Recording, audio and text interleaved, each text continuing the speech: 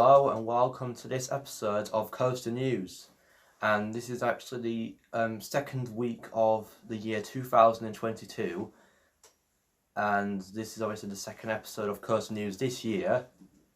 So let's just get straight into the news today. I know it's quite a quick intro this time, but our top story tonight. The company Taziker has recently shared photos of their new track for the big one at Blackpool Pleasure Beach. So if you didn't know, basically the big one at Blackpool has actually been getting a retrack since the year since it was like the 2019-2020 close season. Since then they've been retracking little sort of bits of the ride, and they've been doing it. It's kind of a plan they have for the next few years to make the whole ride a lot smoother, because a lot of guests, I've not been on it, but a lot of guests have said that the ride has been quite rough in recent years. So Blackpool Pleasure Beach have hired, because obviously the big one was built by Aerodynamics. Obviously Aerodynamics, they went bankrupt in 2001 after building the X2 roller coaster at Six Flags Magic Mountain. So they couldn't get Arrow to build it, so they got a British company known as Taziker, which was like a steel production manufacturing company, I don't know, and they got them to produce the track for the big one, and they've been doing that every off season since then, and this year so far is like I think it's like the biggest retrack that they've done. They've basically been retracking the two airtime hills before the mid-course brake run, and they've even recently shared photos of it on their social medias of the track being manufactured in their factory, and it just looks amazing. Honestly, that the amount of work that they're putting into this, Blackpool Pleasure Beach are clearly serious about this. They want the big one to still exist for the next few years, especially since it's an iconic roller coaster in the UK, and if not the world as well, because obviously when it opened it was the tallest coaster in the world. And so I'd imagine Alton Towers doing something like this for Nemesis, but actually the rumour is that Nemesis will have the entire track retracked at once with new trains, but it will be closed for an entire season. It's rumoured to be probably this season or next season. I don't know, it might start next season and reopen in 2024, because that's obviously the ride's 30th anniversary.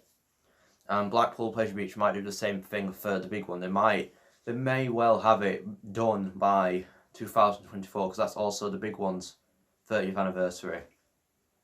I don't know, I mean, there's a lot of tracks that they've got to do. So far they've done the bottom of one of the drops, another bit, I don't know where it is. I think they've just done it like a similar sort of area each time.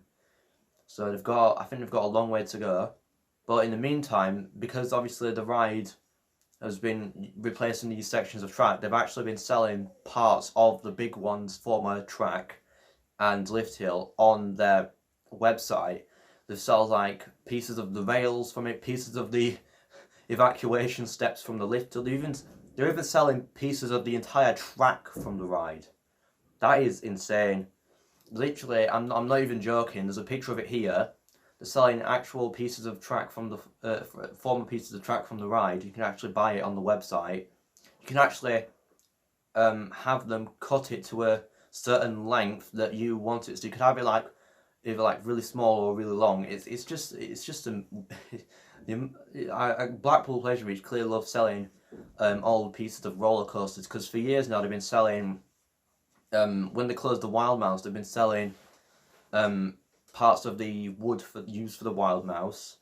Whether they still are, I have no idea. They've also selling various roller coaster wheels, and last year they started selling obviously pieces, like small pieces of the rails on the track for the big one, and now they're selling full track sections.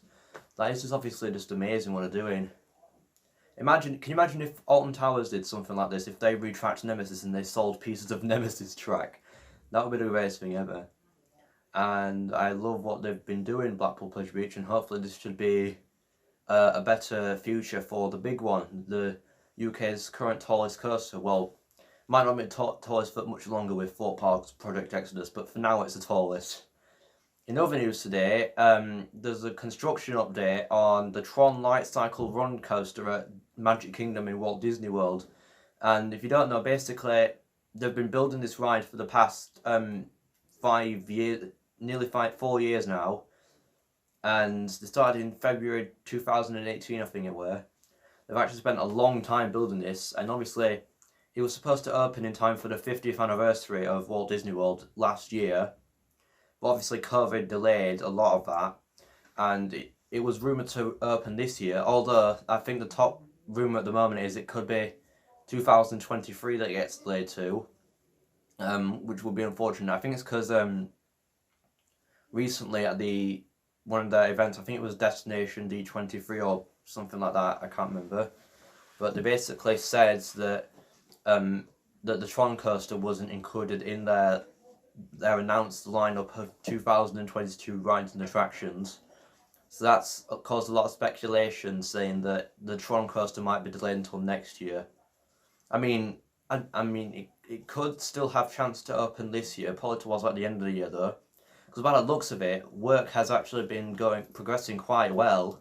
I remember when they started building the outside portion of the track, because most of it's inside apart from this one turnaround section after the launch. I remember when they started building that, literally, we were at Disney World in 2019. I remember early on in the trip, they were building like the coaster inside the building and obviously the actual building itself. And then when we came back a few days later, they literally almost finished the outdoor track. So I just thought, oh, that is insane. And it was amazing. And obviously, not long after, the track was announced to be completed. So that was like 3 years ago that they completed the track for Tron. Obviously, they've not started testing it yet. But recently, they started setting up the canopy on the outside of the building that makes it look identical to the Tron coaster at Shanghai Disneyland, which obviously this one that they're building is a clone of a ride at Shanghai Disneyland, and it's going to be absolutely amazing. Although I think on this new one there are a few slight differences, but it's very similar, so hopefully it will open this year, but you never know, it might be delayed until 2023. And also in this news today, it's a bit of different news than what I normally do. It's still related to theme parks, but it's quite different than what I've done before. I actually forgot to report about it last week, but basically last week, Europa-Park and Mack Rides had launched a new streaming platform called VEEJOY, and this has just kind of shocked enthusiasts everywhere, because who would have thought that a theme park, and obviously the manufacturing company that owned it, because if you didn't know, Europa-Park is owned and built by Mack Rides and the Mack family.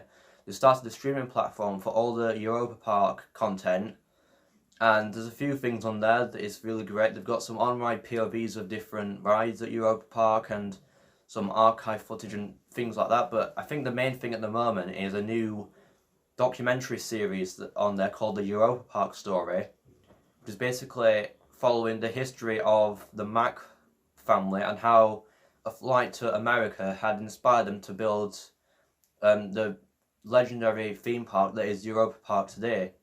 And it's actually really interesting what they've done. And I feel like other theme park companies could do something like this one day. Go into the streaming business and stream their content, because it's really a unique idea that they've come up with. Cause I've actually been watching the Europa-Park Story series early this week, and it's amazing. They're currently on 2 episodes now, and it's 1 episode every week. I think it's on a Thursday they release each episode. But it's actually amazing what they've done.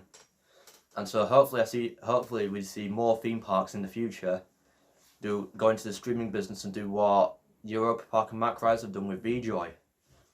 And finally, in the news today, Great Yarmouth Pleasure Beach has announced a new ride for the 2022 season. I think the ride is called Pendulum. It's very similar to the likes of Flip Flop at Flamingo Land and Vortex at Vortex at Fort Park. I think it's slightly different. I think it's like on a slightly smaller scale, but it's a very similar ride, and I actually really like these. I don't think it's a KMG Afterburn. I think it's slightly different, but I actually really like these rides. I mean, I've only been on one so far, which is Vortex at Fort Park.